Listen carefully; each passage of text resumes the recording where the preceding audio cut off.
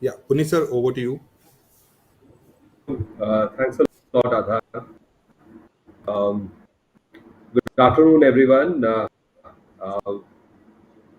we are going to be discussing something which seems a little counterintuitive. We are going to be talking about, as part of this series of discussions around a decade of change, we are today going to be talking about how digital has impacted rural India over the last 10 years.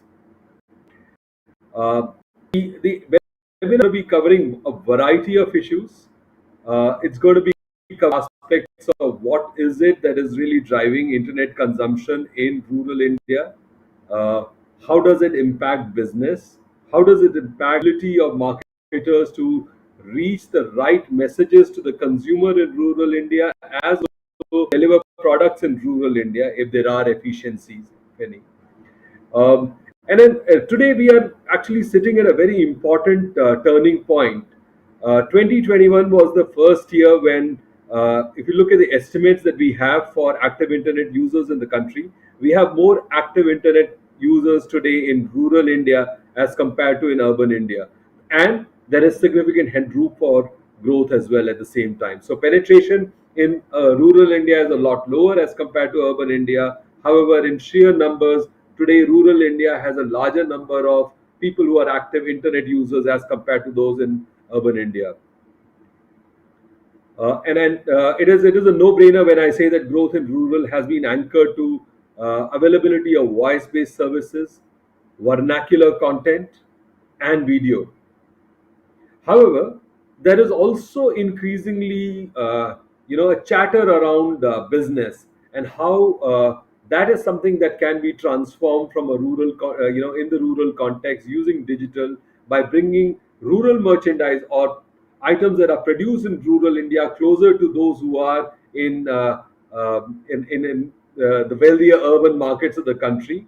It is also a platform or a window that allows people in rural India to access better quality services, whether it is healthcare, whether it is education, and therefore has a vocational impact for people who are living in rural India.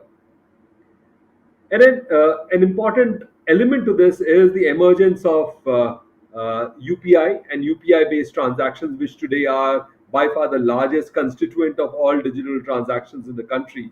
And increasingly, one is talking about the fact that rural India too is joining some of the elements of the e commerce revolution that has been sweeping the country and that got accelerated during the pandemic, where distribution often became a bit of a challenge, and then therefore consumers took to e-commerce quite significantly. The fact that people now have, even in rural India, access to a digital payment mode has made it easier for them to transact online and to kind of participate in the e-commerce revolution. Of course, it is very early days, and we would want to understand, where does it really stand? Does it really fit into the scheme of things for marketers of today, or is it really something that one is looking at a 5 years or maybe even a longer horizon? There is also this element of the fact that we are a very young country. Uh, Birth rates in rural India are a lot higher in urban India. And what has happened with digital, with the kind of information that is available, there has been a greater homogenization of aspirations across urban and rural India. And that is something that allows for creation or demand for or a want or a desire for products that people wouldn't have even thought of earlier to purchase in rural parts of the country as such. And it is in this backdrop that we are looking to understand what is going to be the shape of brand communication in rural India. What will be the language of communication? How will rural economy develop over the next few 4 5 years? How has it evolved over the last decade or so? And what would be the relevant or the relevance of digital in this entire evolving space as such?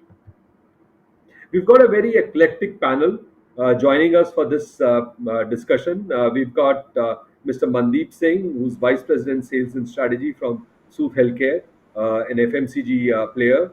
Mandeep has a management degree from Oxford Brookes, UK. He holds more than a decade of proven experience in MNCs and FMCG, and hospitality with organizations such as Pernod Ricard, Marriott International, and he's currently heading sales and strategy for Soothe Healthcare and has built the sales and distribution for the organization in over the last 4 years and leads the sales structure of close to 1,000 people. Welcome, Mandeep. We also Thank you, have Mr. Thank you. We also have Mr. K.S. Bhatia, who's the founder and CEO of pumpcart.com and Figgital.com. Mr. Bhatia is going to be joining us a little later, so we'll welcome him probably in a little while. We have Dr. D. Ravinath also joining the panel. Dr. Ravinath is Professor of Marketing and Head Academics at the Vigyan Jyoti Institute of Management Studies, Hyderabad. His experience in industry, academics, and administration span nearly 3 decades, of which 26 years are in academics. He offers and delivers courses on marketing management, strategic marketing management, and rural marketing in India. He has offered the course on rural marketing for 2 consecutive years at the Beijing Normal University in Beijing as a visiting faculty. Welcome, Thank you. Dr. Ravinath. Thank you, sir. Thank you so much. So, without any further ado, let me dive into the agenda of the day, which is to understand uh, the rural landscape as it is and where does digital play, if at all, in the different spheres of the life of people in rural India. Uh, my first question is around the fact, how do we see evolution of rural economy per se over the last decade, and what are the important milestones as you see in this evolution as to where the rural economy is today, and then what, in your view, are the critical things that have happened which have kind of shaped up rural India as it stands, as we see it today. So, Dr. Ravinath, I'll start with you. Yeah. Good evening, everyone. Uh, it was really nice and a good introduction by Puneet ji. I look at digital India in two perspectives. One is pre-COVID and post-COVID. In fact, that has brought in a sea change in terms of how digital India has really transformed. The government initiatives were brought in, but nothing could really happen because people were not keeping a pace, and technology was there, but then it was not reaching rural India. But once the pandemic hit India, that was a time when there was a difference, and that's the time when people realized that Digital India, the program that government of India initiated, took a boost and was a really help for most of the people residing in rural India.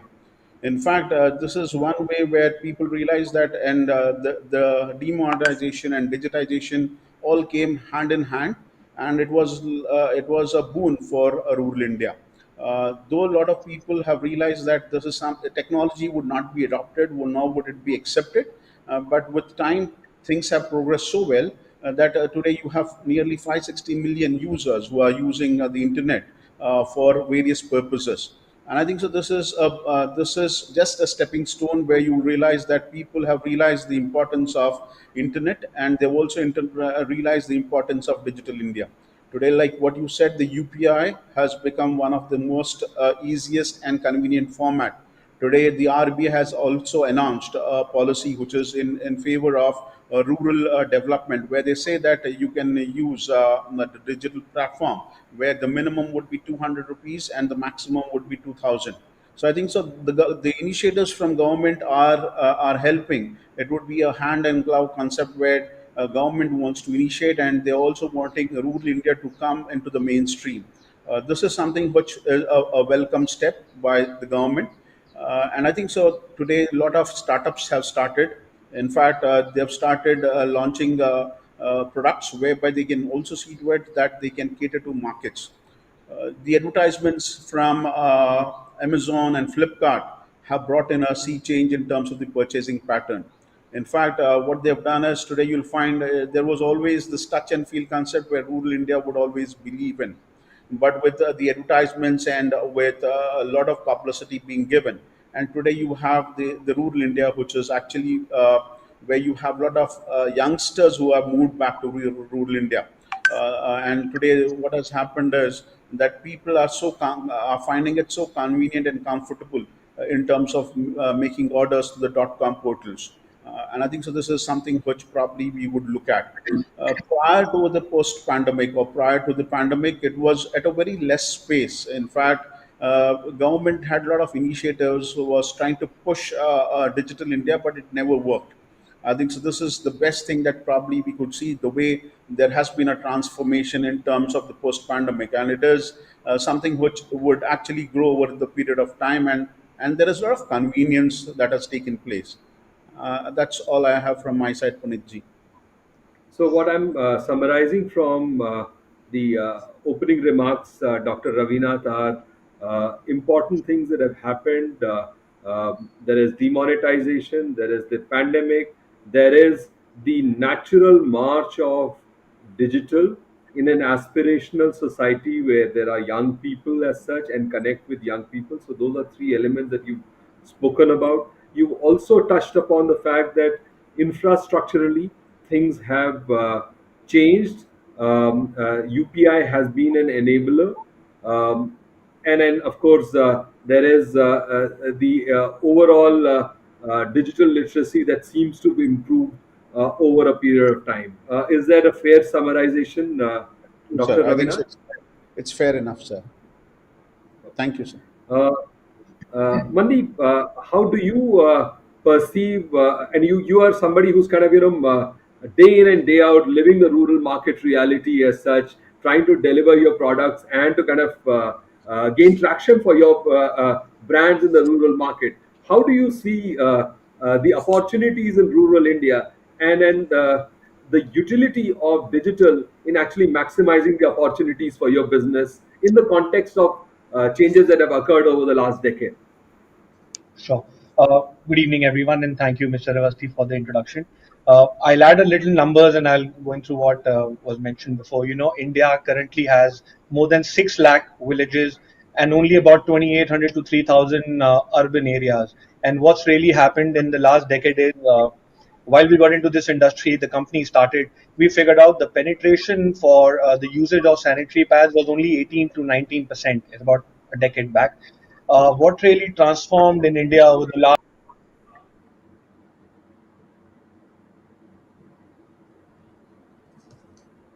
Mandeep, we seem to have lost you. I think so. There's a small technical error. Yeah, there's a technical Which, glitch. So whilst Mandeep joins us, Dr. Ravinath, you from the education space, and the pandemic kind of impacted the education space quite significantly as such, with children having to go back to their respective native places because the hostels, institutes had to be shut down, um, yes, sir. and then overall and we are looking at postgraduate, but the reality of rural India is that there are schools that and all schools were shut down, but at the same time the kind of infrastructure that is required and that was available to urban Indians, people like us, for example, privileged people, in a sense, who had recourse to technology to be able to access content for our children. What is it that enabled education over the last 2 years, and what in your view were the learnings for the education sector so that children do not suffer in the same way that they suffered during these last 2 years in rural India? Yes, sir. In fact, rural India had a lot of challenges in the initial days when there was a sudden lockdown. Um, uh, the main constraints were non-availability of smartphones, non-availability of tabs, non-availability of internet. In fact, these were the three things that were really significant. They were a challenge for most of the people residing in rural India. That's the first thing. The second thing is people were not so comfortable about the electronic or the digital platforms. Though there were schools and colleges which were wanting to address it, in the initial years, at least in the initial days, institutes were wanting the children to come online. But there was a lot of inertia amongst parents and inertia amongst children because One thing which they thought was they did not know how to use it, and they did not know how to connect. In fact, this was true with the academic institutions as well. A lot of academic institutions were looking at platforms like Zoom, Teams, Microsoft Teams, and the other forums. And in the process, what happened is with time, they realized that this is the way that you need to look at. And that's when you had the blended mode of learning. The government of India came up with what is known as Swayam. In fact, this is a portal which AICT had launched, and the idea is that you are able to have access to children and probably the postgraduates, which is what you were mentioning. I think so. It is the world's largest MOOC provider, which started in July 2017, and you have 10 million learners from Swayam, a government initiative where you had all the students coming on to it. It's a edtech. It was one of the starters, which was a preliminary starter for a country like India. And then you had the other companies, which the edtech companies, which penetrated into the Indian market, where you had with starting with Byju's, and then you had Udemy, all these companies which are lined up. Now, essentially, what we're looking at is that there are these companies which were looking at catering to different needs of the market, trying to understand what is it that the child wants. They were looking at, they started from the primary education, and today you have it to the post graduation. There are universities which are abroad, which also realize that there are a lot of people in the country who are wanting to take up these courses. Swayam was a beginner. In fact, today, if you look at most of the courses are free until unless you want a certification where you need to pay. And I think so. This is where children realize that if you're wanting to progress, because the online education, though people say that there were challenges, but there is always this physical format of classes where you know what your child is or what the student is doing. Studying where was missing in the process because I think so. The parents and as well as children realize that there are a few courses which have to done on a physical mode, but nonetheless, people have adopted adhered to the norms, and they realize that this is the best way where probably learning could happen. It is only a matter of time that we would try to understand how do we take it forward. And I think so. As you said, the pandemic has actually brought in a sea change in the thought process of many people in India and across the globe. The work from home was also true for a lot of youngsters. It was a challenge because earlier, when you were in the office, you had a time from 9 to 10, or I'm sorry, 9 to 5 or 9 to 8. But today, when you started from work from home, the whole diaspora changed. There's nothing called as 9 to 5. You have to work Sure. whenever your Mm. team lead calls you, and and he says that you need to be online. I think this is true with the children as well. The learning has changed. The paradox of the learning and enabling, how do you take it forward, has actually changed.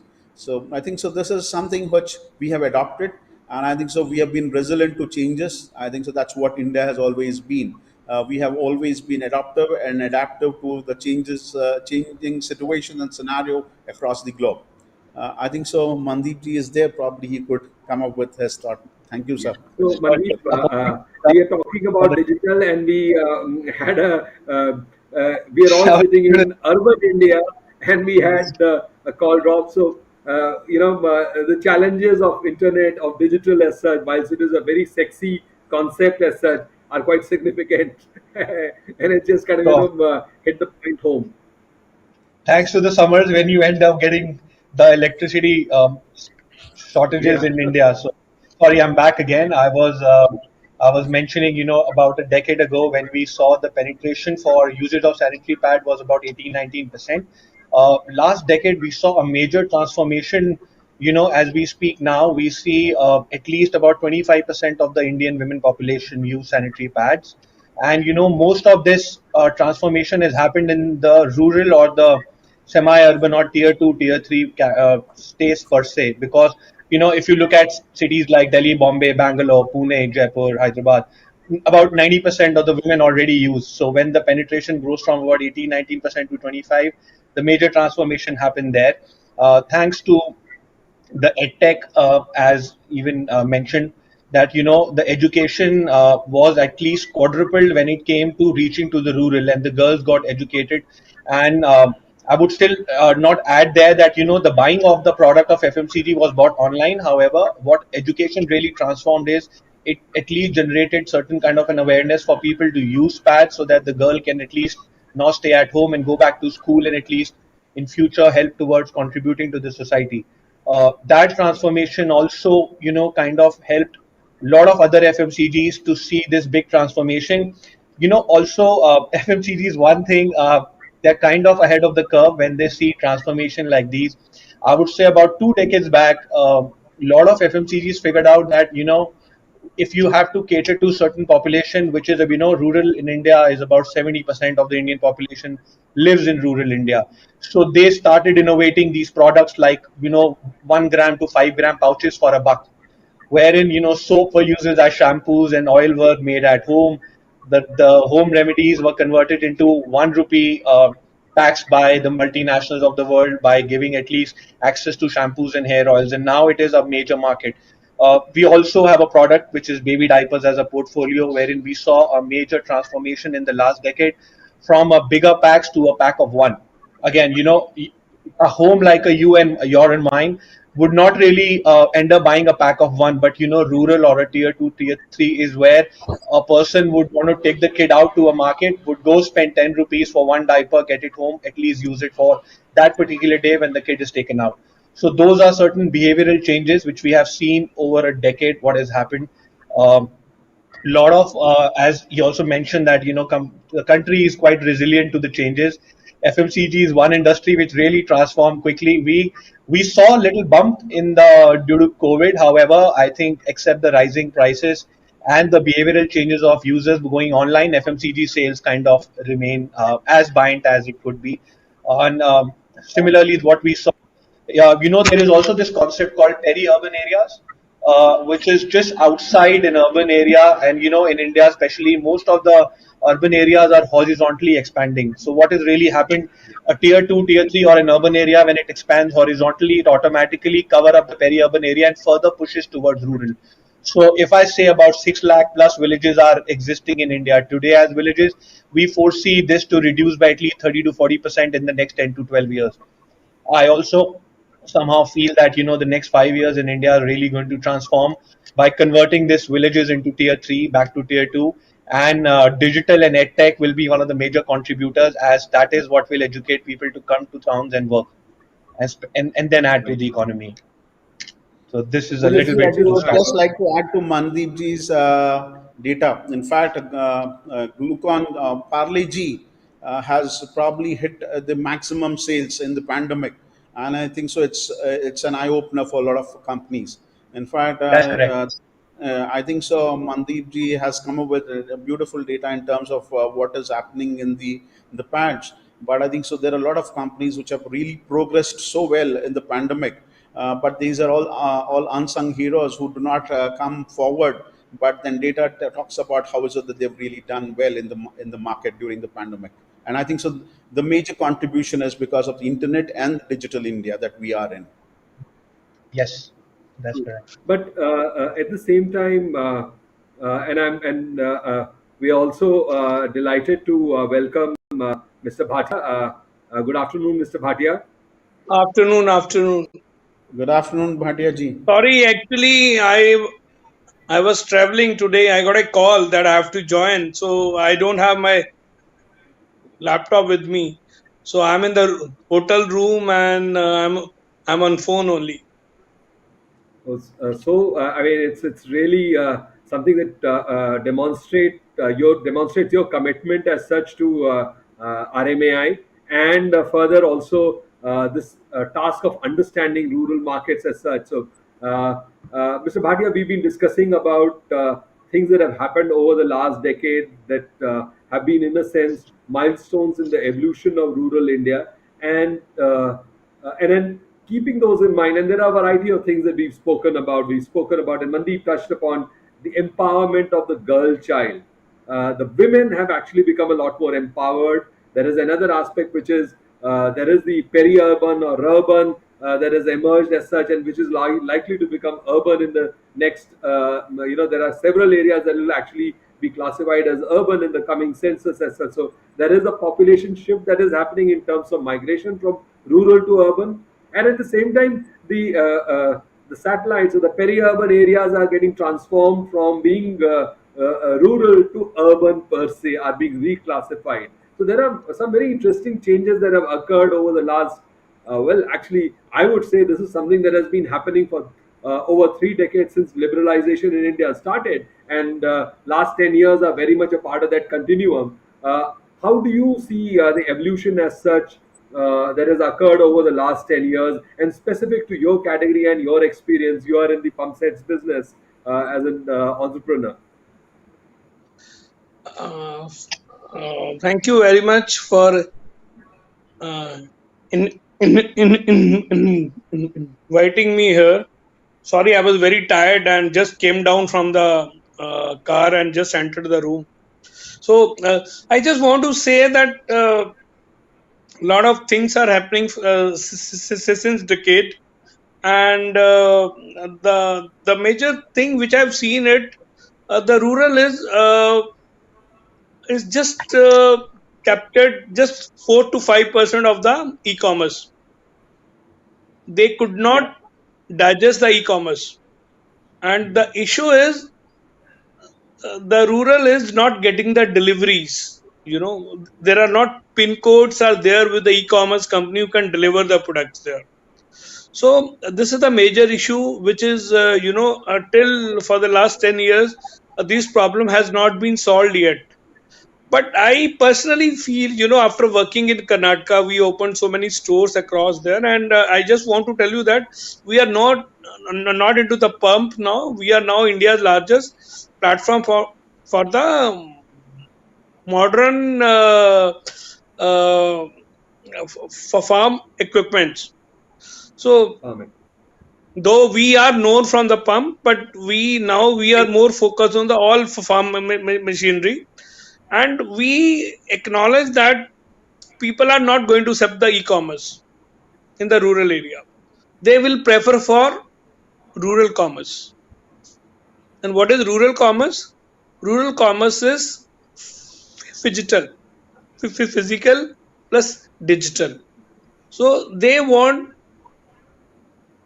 that the stores or all should be there, and they should place the orders there, and they can get a delivery from there. So logistic is the biggest issue in the rural, which is not to be attended by government, or maybe whatever the issue. But I think that is this problem will again go for the next 10 years. We should encourage more modern retail instead of focus more on the e-commerce. Modern retail will give a better results. This is what we realized when we opened our 100 plus stores in Karnataka. So, Understood. 100 plus, so that's awesome. and I am very sure the people in the rural, they are not going to accept the e-commerce. That this is what we have seen it, and I think modern tales is the best way of bringing the people in the digital platform. I think slowly they'll come into e-commerce also, because e-commerce is the issue is there, because the people will not get the delivery. Even the e-commerce come up, they will not get the deliveries in time. And I don't think company like Flipkart, Amazon will open the warehouses in the rural areas. They still have Okay. not captured even the 30% of the cities yet. So it will take so much time. So I think we all should work together to bring the modern retail in the rural area. I think while bringing the modern retail, we'll create more jobs there. E-commerce se jobs nahi aayegi. You will not able to create jobs. So when the offline stores will be there and all, I think, and if you remind that 3 months back, our Prime Minister has said in his Man Ki Baat that out of 70 lakh, 7 lakh villages, if we convert 10% of the villages into towns, and then in by 2030, 10 trillion dollar economy is possible. I think that this is that should be thought of every person who is working in the rural area. Everybody should have those things in mind. So after putting so many store, working on the working as a, not as a e-commerce player, working as a uh, modern retail player, we realize I think this is going to run. This is going to be, so I'm giving you the new name, that is rural commerce. So we have I think to, that's a very hmm. So please, please, please go ahead. this is going to play a very major role. And as you said that education and all, I think that also be should be there. We can bring, we can teach in the school through digital way. In case you want that digital knowledge to be given to the students in the rural, I think we have to convert school into the digital classrooms. So that will play a major role. Instead of, we should teach through the from the city, from the these uh, edutech companies. What I was reading it ki edutech companies are very keen to enter into rural. That is not going to work. Being a uh, being, from the tech background, I personally feel that that is not going to work. And what is going to work is we have to skill the people. Skilling के लिए लोग will be ready for any damn thing, either through digital or digital and all. In case we can focus more on the skilling in rural, that is going to play a major role. We can really change the rural into towns. We not even towns, we can convert into cities also. So this is Yeah, possible. We have to skill the people, and we have to more focus on the modern retail. I think that will be game changer. More jobs will be created in the cities. So mostly, if you see that big players, you talk about Shopper Stop, you talk about Reliance Digital and all. Nobody will go to village. I think we should encourage the startups. They should enter into village, open their multi-brand stores. I think everybody is pushing the startup only into the if they talk about retail, they are pushing everyone into the e-commerce. अरे 70% की आबादी वहीं रहती है, 70% people are saying why not we focus in the rural, and and if we had to focus on the rural, e-commerce is not going to work there. We have to bring modern retail. If you see in America, still 55% is modern retail, 20% is e-commerce, the rest is unorganized sector. Same in the China also. Modern retail will take a good shape. And in the city also, we have to organize the unorganized sectors. I think absolutely. that is the change we have to bring in the rural. I'm not preferring e-commerce. We should encourage the e-commerce in the rural. That will not immediately people will not jump into that. Absolutely. This is It my is something personal like, this is my personal feeling. After we doing so much work in the rural area, I personally feel this is e-commerce will not enter in such a big way as modern retail can get a huge uh, percentage of the business from the rural area. so let me play the contrarian here, Mr. Bhatia. What if, so when we, about 5 years ago, when we were looking at the gradual expansion of internet to tier two towns, and we started hearing of stories where there would be some interesting orders happening from a city like Patna, for it could be for lingerie or luxury items being purchased up country in Punjab. Market started opening up a lot of items. So a kid Sir, who's sitting in actually, the thing are changing. The things so why if I can, people want experience. yeah, and if What I is can just complete, e-commerce? if I Yeah, can yeah, just okay, complete my okay. question, which is a child who's got aspirations, he is or she is watching content on Facebook, on Instagram, following various celebrities, looking at what he or she is buying or endorsing, say a pair of shoes that a cricketer is endorsing, and he wants that. He's the son of a rich farmer, and he wants to purchase that. Now, isn't there, I understand the delivery challenge, but the fact that the device is available to him now, and the fact that we are looking at, particularly post pandemic, where rural India also invested significantly in smartphones, as Dr. Ravinath was saying, will the child try to exercise the option that is available if fulfillment is possible? So I, your I voice take is your not point. clear.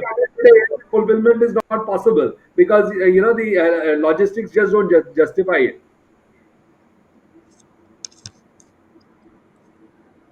Bhatia We're ji, just trying to understand this a Puneet sir, little. can I actually add on to what Bhatia ji is saying? Sure, sure. Yeah. Bhatia ji, what you said is modern retail. In fact, Coromandel adopts a similar mode where they are looking at modern retail, where they are starting setting up stores. But nevertheless, today what has happened is e-commerce. I come from a place which is totally rural. Today you'll find that a lot of people have the luxury and comfort of ordering products through online. It is quite surprising for me to look at the way they have started purchasing on the .com. I think so. The change has come not because they're not able to visit, but because of the lockdown, there are a lot of restrictions. And I think so that is the reason why people have realized, instead of going to a physical store where you have a timing and then you cannot have the comfort and luxury of going to places and selecting a product, that's where the customers, the consumer buying behavior pattern has changed. The only reason why they've gone onto the online platform is they've found it very convenient and comfortable. In fact, I've seen women that generally when a woman buys a sari, they always look at 5 or 6 stores. They visit from one store to the other, and then they finally realize this is not the store where I would get my sari. And they have changed. In fact, the purchasing pattern and the consumer behavior of women folk has changed so much that they're getting their consumer products, they're getting their facial products or beauty products online, and they're also purchasing saris and footwear. I think so. This is a phenomenal change. In fact, the children are helping the women folk to understand what is it that they really require. Never, I'm not denying that it should, the modern retail would not take place. But today, what's happened is the environment or the ecosystem has changed the digital platform so much that people have started depending on the .com, and I think so that is where there has been a shift, which essentially is what probably we are all trying to drive for. Not that the So, digital retail would change. yeah, clearly both the I models are going to exist. There is going to be modern trade. There is going to be, everybody is going to be tapping into the market. Mandeep, your perspectives on this lively debate that we've kind of gotten going. I think I would say I agree to all the perspectives, but there are ifs and buts to everything. India is Yeah. something which has always witnessed something called an omni distribution approach, as examples given by Mr. Bhatia of US and China, and I think more or less everyone would have traveled to these parts of the world, and Yeah. Walmarts of the world have come to India, but lately I somehow agree to Mr. Bhatia what he says. As a company, I would say, while the organization, us, we doubled our growth in the last 3 years. Modern trade was something, as soon as the COVID hit us, saw a major decline. And we just, had an annual operating discussion with our teams, and I've been very bullish about and telling everyone that modern trade is something which will really see 200% growth this year. Indian women, Indian male children do not like to sit at home. We would like to go out, go back to our old habits, pick up what we used to go to the store and like to buy.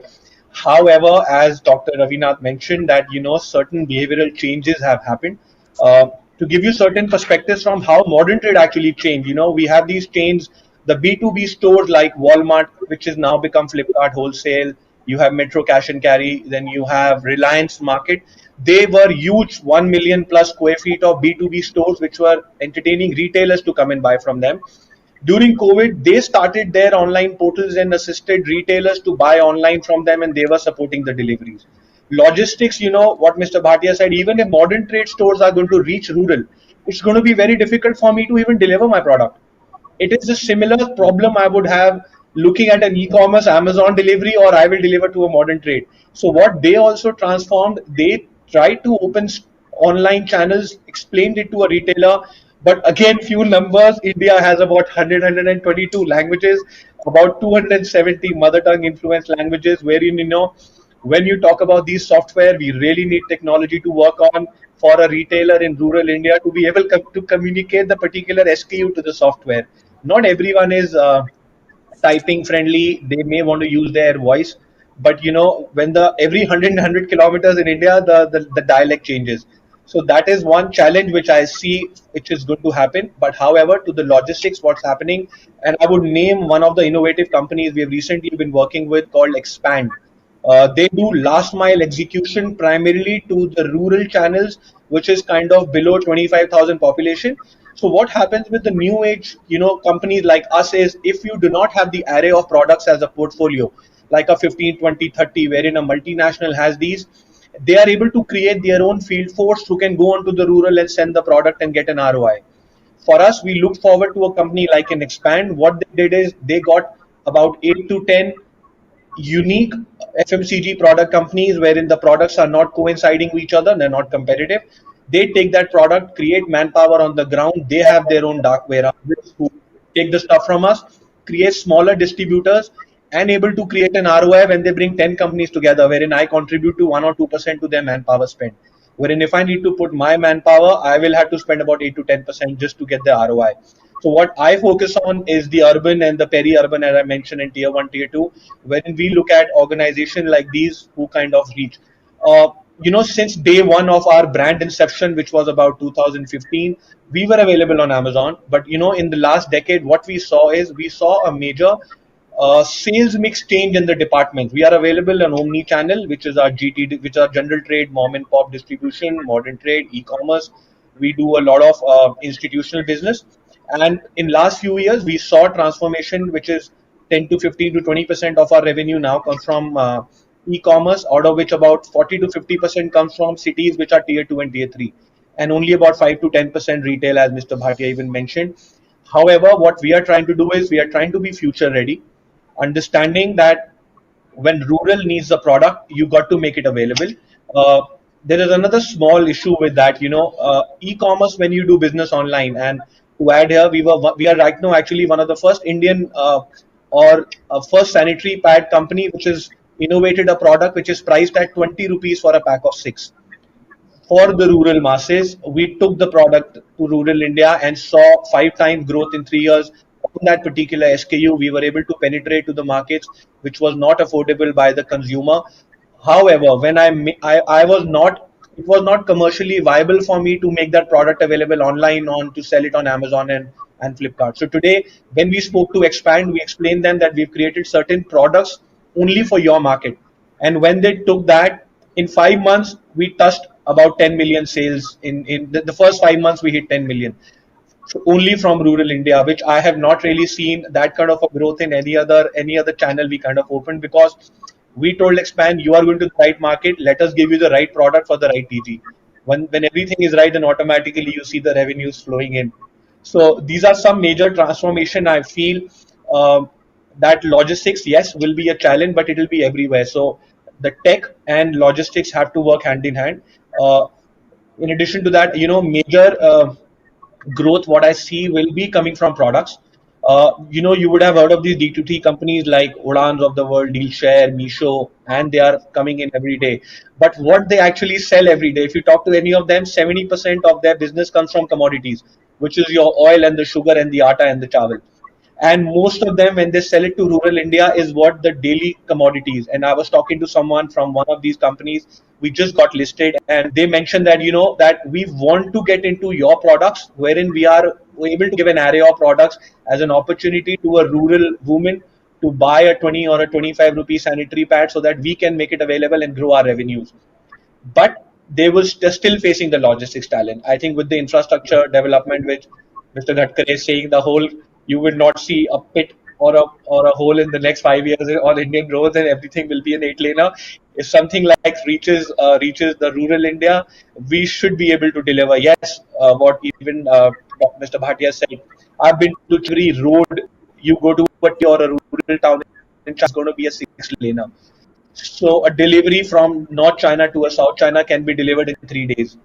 Is something India is reaching there. It has also been a boon for us to see this major transformation.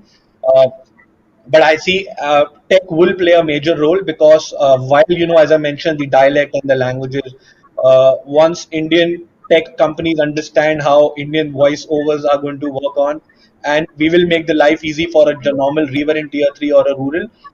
Once they start ordering, and then big organization like a Reliance or a Metro or a Walmart, Flipkart understands to create warehouses. If it is financially viable, why would they not do it? When we talk to them, I was talking to one of them again to give you a number, not name the organization, but today they have about 150 dark stores, and next year their vision is to create 450 of them. They would not open in a tier one and tier two. They would want to start covering, and that's what they mentioned, that we would get into the tip of a peri-urban area so that we can cater to a rural. Yes, commercially it will be little less viable. However, when you will have to reach to rural India. You give in some, you lose some, you win some. So this is, I think, going to be the story overall. Some organizations will be a major contributor to this, and companies like Expand, we need more like them who can bring in lot of new age companies together and take us to rural. I think that's a very fascinating. Sorry, we've lost you a bit, Mandeep. Mandeep, you've Can gone you hear mute. me Yes, now? yeah, No. Okay, I'm here. you're back on. So little bit of information on whatever everything everyone spoke of. Am I audible? Yeah, you're audible, Mandeep. Yes, Okay. you are. This is Yeah.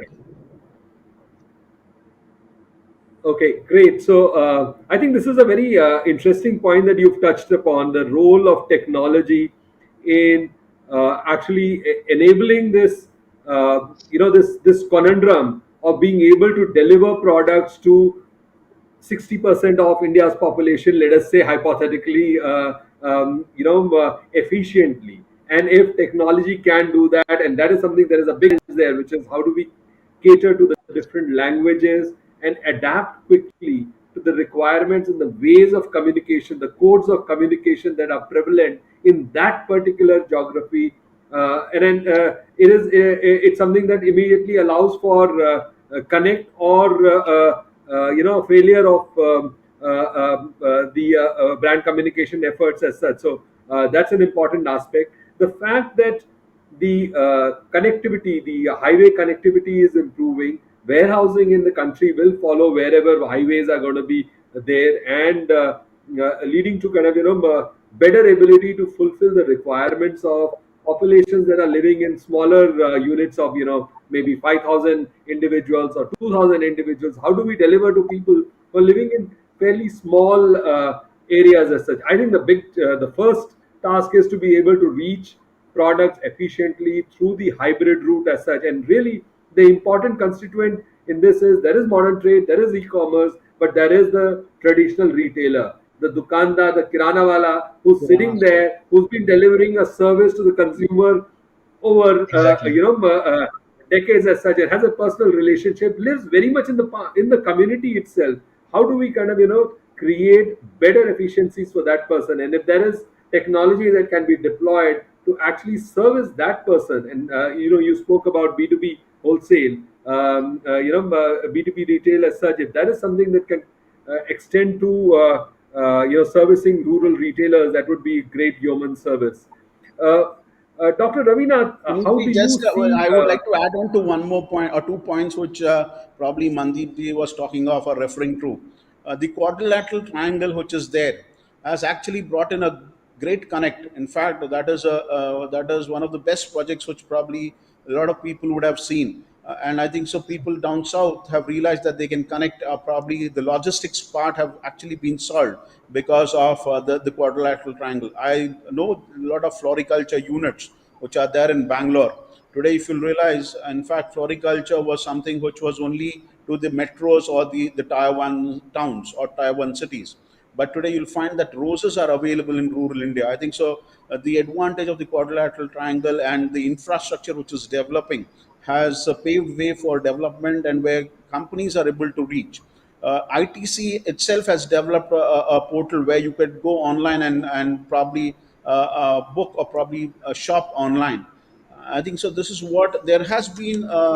There has been a phenomenal change in the thought processes of companies where they've realized that it is not that .com needs to do it. Companies individually have also realized that this is one of the best modes or media where they could look at So, catering to sir, markets. if I can just come in here because time is short, there is Yeah. one aspect of being able to deliver products and services to people in rural India, which is through B2B retail, which is through education as such, or medical services. But there is the other aspect of allowing rural Indians to earn better through either putting their merchandise, their produce, and getting better realization for their produce as such online. Whether it is me as a farmer knowing what is the right time to harvest my vegetable crop to take to the mandi and therefore get the best price, or to be able to take a picture of my produce as such, have relevant AI interfaces to kind of give the buyer a sense of the quality of the produce as such. So how is that is another aspect that I would request you, Dr. Ravinath, if you could touch upon, and then allow us to understand. Whilst it is great that we city dwellers are creating fabulous stuff and trying to kind of take it to rural India, but there's a lot that rural India is, 25 to 30%, maybe 20% of the agriculture is about 20% of the economy, but there's a large part of our population that is dependent on that. So how do we enable better, market access to, the rural India to kind of make it wealthier, therefore, and therefore enable that faster urbanization that Mr. Bhatia was talking about. If we are able to urbanize rural India, we're looking at a $10 trillion economy. That's true. Okay, sir. I think so. This is something which a lot of Indians are looking at, and the best thing is today you'll realize that a lot of people have migrated back to rural India. I would like to put on 3 points. First is how do we brand rural India as one. Second is how do we cater to products which are manufactured or which are actually available in rural India to urban India and beyond the globe. That's the second thing. Third thing is we are looking at the longevity of life or the product life cycle, which is what we look at. These are the three things which I would like to talk about or probably present.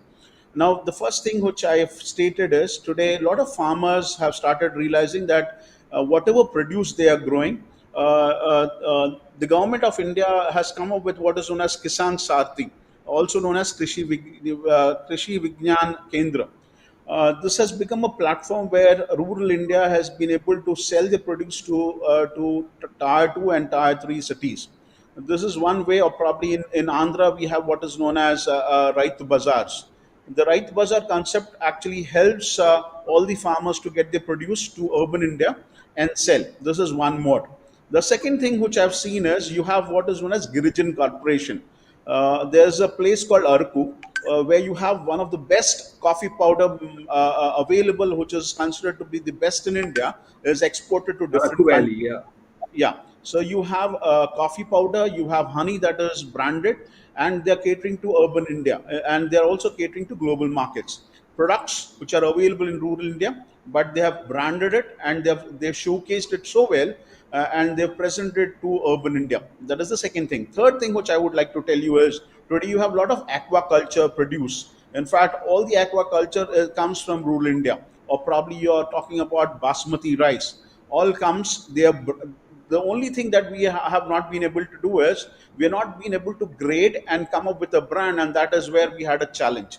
But today, today you will have a lot of startups, a lot of youngsters who have realized that there is a lot of potential, and they've started understanding the global markets when they've started participating in exhibitions that are organized globally.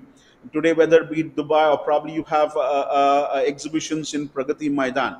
So what's happened is these youngsters have realized that there is a lot of potential. You have a lot of handicrafts. All these things are going into markets probably you would have never witnessed. Today you have a lot of companies which have started in India where they're catering to markets, and today you have products available across the globe. This is something which is just a matter of time, and I think so. This is what a lot of startups have started realizing. It's the way that you package the products and then sell, or probably put it on social platforms. The advantage that digital India has brought in is we have come up with a social media where probably we are able to cater to a larger market. Like what Mandeep ji was telling, we have nearly 6 lakh plus villages in rural India. Each one of them is so uniquely different. If you go down to the northeast states, there are a lot of fruits and vegetables that are available. They always say that we are wanting to export, but we do not know how to do it because we are not able to understand the dynamics of logistics. Is one. Second, they do not know where to sell, and third, they are not able to have people who can procure or probably help them. So there are a lot of challenges that are there, but over a period of time, they will all get evolved. So finally, what we're trying to do is look at these ifs and buts, knit it well, and see to it that you can take it forward. EPIDA is trying to do a little more. They are able to help all these agriculture farmers who are able to come up with products, package it, and then export it to different countries. I think so. The farmer today has realized the importance or the way he can export his products. Earlier, you would find that mangoes were never exported, but today you only had the Dasari or Ratnagiri Alfonso, which was exported. But today you'll find mangoes from across India. They are looking at exporting products. I think so. This is where technology has brought in a sea change in the thought process, and where farmers have realized that there is an importance where probably you can get your return on investment if you can go digital, or probably you can showcase these products on an online platform where customers are willing to buy. It's the way that you put it forward across. Um, Thank you, Dr. Ravinath. Mandeep, any concluding thoughts from your end on the future of digital in the context of rural and in the context of business as such overall? Sure. So I personally feel the next 5 years are going to be the transformation years for the country, which will not only be managed by one channel.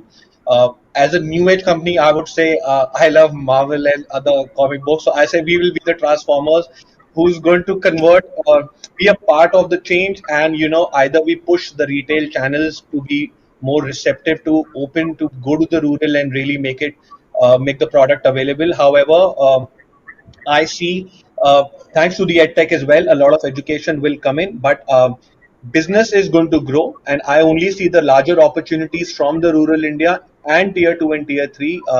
I think the move has already started in the last decade. The next 5 years are only going to transform and see how will we do. It is not going to be easy. Uh, as I said, someone will win some, will lose some, but I think the pie for winning is going to be higher, and we just have to keep learning, and then I see how it do. If the companies like us are going to be open to the new channels, uh, I think reaching rural will not be a problem. I think very well said, Mandeep. Perfectly, sets the, in a sense, gives a very good summarization of what we've discussed. The fact that there is going to be traditional trade, there is going to be a little bit of e-commerce. It's a longer term thing. There are pockets in the country where probably people have taken to it. They're probably more in the peri-urban spaces as such. There is, of course, the fact that there is a need to kind of bring in better trade management practices through modern trade, but that too requires digital, the umbrella, backbone of digital to kind of enable the modern trade as such. So all of these are going to be, in a sense, converging on the information highway that is being created. So as Mr. Gadkari creates highways, what is most important is that we need to have better broadband. Bharat broadband needs to kind of really kick in for digital to truly play out across the country. I mean, mobile internet is great, but the form factor has its limitations. And maybe over the next 5 years, that is something that will be addressed as an infrastructural gap to improve the quality of, quality of interactions on the net as such, and allowing rural India to participate fully in the possibilities of change that are available to us. And rightly put, the next 5 years are going to be interesting. We're all looking forward to it. There will be great opportunities for startups. India is a young country. India is a country of technologists, and I'm sure there is going to be that much more job creation that will happen with the convergence of technology and traditional ways of retailing and reaching the market as such. So hybrid is going to be the mantra of future, is what I'm taking from this discussion. Uh, Thanks a lot, Mandeep. Thanks a lot, Dr. Ravinath.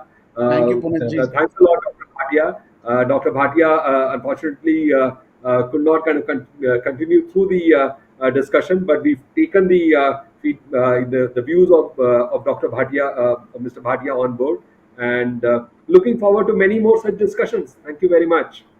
Thank you, sir. Thank Any you. Thank you. questions? I think there are a few questions on the group. I just saw Adhar mention a question. Mr. Avasthi, would you want to take it forward? So the questions would be in the chat, right? Yeah. Okay. There is a question that has been posed by Mr. Kiran Zende. Which should be the most effective marketing tool according to you for e-commerce companies? Has it changed over the decade? Are the van and man activations still effective? Um, who would want to take this? Mandeep, I, you're a practitioner of sales and we do a little bit of this as well. I will add give one more perspective to this. Since day one, we have been very actively spending on our digital platforms. Like after TikTok, the most usable platform right now is YouTube, and then you have Facebook and Instagram.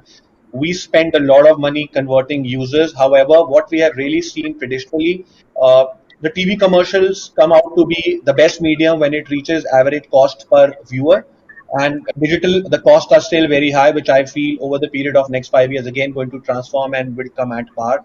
uh, and as I mentioned, companies like Expand, since day one we have also worked with organization, and I can add this as a recommendation for people who are watching.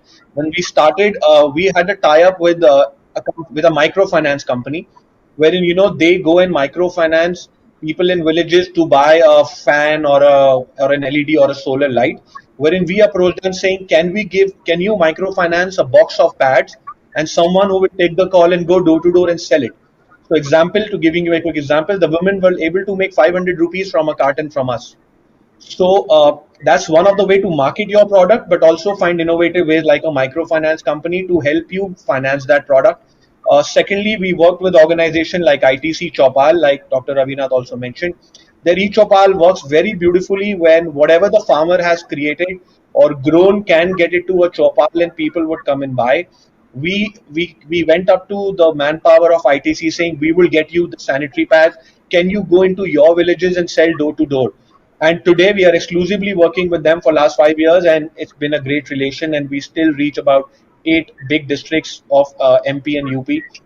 uh, Van and Man works really well for larger companies, like I said, like a Unilever on the lines of Shakti Amma, wherein they have an array of products. For a smaller organization, there can be a future organization which will be a van, have their man like an Expand, and take 7 to 10 new age companies and take them together as a product. Uh, Till then, as Mr. Avasthi, you said, I think general trade taking care of that retailer who's been giving us the milk and the bread for last 10 years should be taken care of. No matter how many B2B or B2, D2C companies will open, if as an organization we are able to reach to our retailer, he will even walk an extra step for us. They know the product, the best marketing to them as is we can do a lot of sampling, do these activation, but more than activation, we got to make the product available for them to sell. I hope that answers Mr. Kiran Zende's question. Thanks a lot, Mandeep. I think it covered every aspect of Mr. Zende's question. Any further questions? I don't think there are any additional questions. So, okay, there is another question from Mr. Sanjay Panigrahi. The question is, there is huge government social sector funding in rural areas, be it MNREGA or Pradhan Mantri Avas Yojana, etc. Good. Do you think this will in some way spur the demand in rural India towards rural e-commerce? Uh, so, Dr. Ravinath, would you want to Yeah, yeah. uh, Uh, answer in this? fact, today the government of India is pumping in funds to rural India in different formats, and I think so. This is something which has created a lot of opportunity amongst Indians in rural India, whether be it the central government or the state government. The only reason is when they've realized that the markets have been hit drastically. That's where they're creating an opportunity for employment, and they're also creating resources for people in rural India. The advantage that you have is that no one in rural India gets affected or stays affected through the pandemic. And I think so. This is something which is a blessing in disguise for people residing in India. It was true even in the US, where the US government was contributing till a certain stage, but today they do not do it anymore. And I think so. This is something which is an initiative by the central government, or probably Modi ji, where he said that rural India is affected because of the pandemic for various reasons, whether be it production, whether be it unemployment, or whether be it sustenance. I think so. This has been in a broader perspective. Addressing this is where you'll find that the Menagra or the PMY, these are certain fill-ups where the government has come up with initiatives where they're creating a source of living, and they're also realizing that this is something which needs to be done in India. If you look at the global markets, most of the markets have been hit through recession and depression, but I think so India has been able to sustain, and they've been able to grow in spite of the global recession that is being hit. It's all because of the vision and the policy, the fiscal policy of the government, where probably they've been able to visualize what needs to be done so that we do not go through the same challenges that the global economy is going through. Great. Thanks a lot, Dr. Ravina. There's one additional question, quoting data from my own company. I must assure you, this is not a planted question. This is a question from Aditi. Aditi's question is: according to a report released last year by analytics firm Kantar, smartphone penetration in rural India is only 28%. This is 2019 data, of course. Further, in India, literacy is just 25% in rural areas.